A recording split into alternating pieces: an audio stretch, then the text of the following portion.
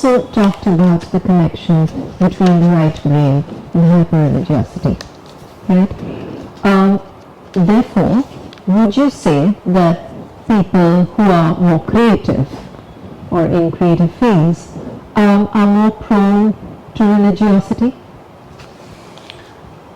That is an interesting question.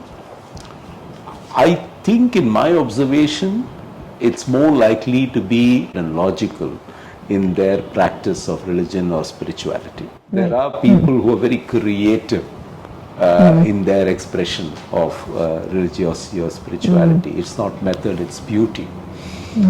So to some extent, I think your hemisphere dominance will affect the way you express yourself in that practice, more so than determine whether you're more likely to adopt the practice or not.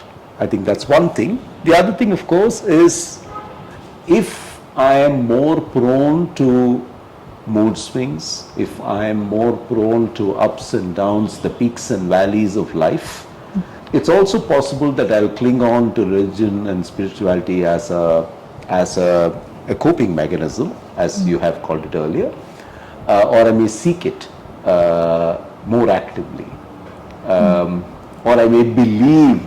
I may find it easier to believe than, say, someone who comes from a STEM background.